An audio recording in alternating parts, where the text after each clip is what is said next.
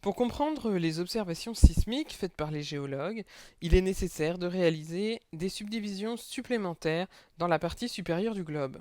En effet, la présence d'une croûte et d'un manteau ne permettent pas de tout expliquer. Si l'on reprend le modèle PREM sur lequel vous avez travaillé dans votre livre, qui était présenté légèrement différemment, on remarque entre 100-120 km de profondeur et 225 km de profondeur une diminution de la vitesse des ondes S et des ondes P.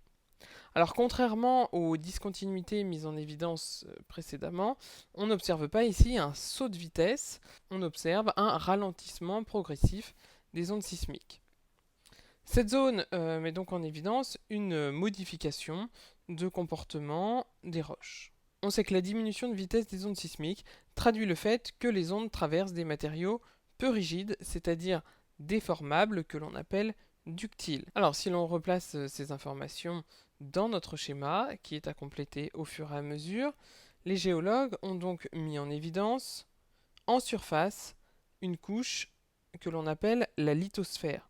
Cette couche est rigide, c'est dans cette couche que peuvent survenir des séismes, et elle est donc constituée de la croûte, soit océanique, soit continentale, et d'une partie du manteau supérieur, donc que l'on appelle manteau lithosphérique. Ce manteau lithosphérique est constitué de péridotite. La lithosphère repose sur la sténosphère, et la couche qui délimite la lithosphère de la sténosphère correspond à l'isotherme 1300 degrés, c'est-à-dire le sommet de la LVZ, c'est-à-dire l'endroit à partir duquel les ondes sismiques commencent à avoir leur vitesse diminuée. Donc en dessous se trouve, donc la lithosphère repose sur la sténosphère, qui est constituée du manteau asténosphérique. La sténosphère s'enfonce jusqu'à 700 km de profondeur. La lithosphère voit son épaisseur varier en moyenne jusqu'à 100 km de profondeur.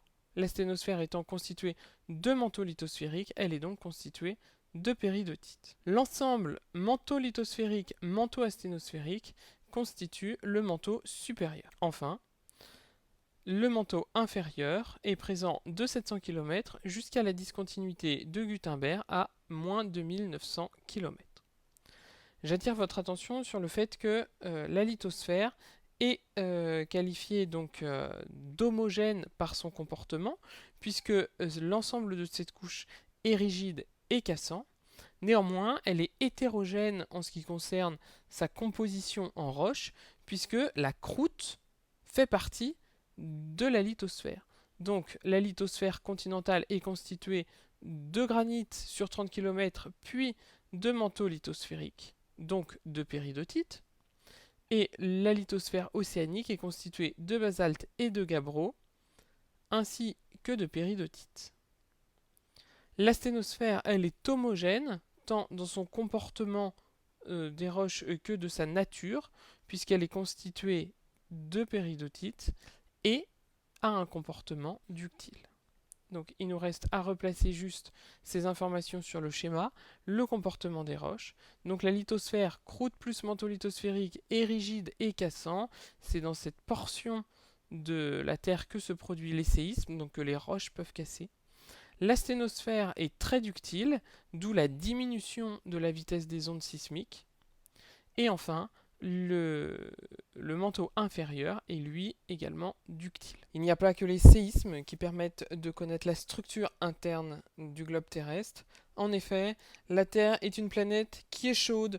Des transferts de chaleur ont lieu des profondeurs jusqu'à la surface. À présent, donc, vous allez voir que l'étude de la température dans le globe permet d'avoir des informations sur la structure interne de la Terre. Bon courage et bon confinement!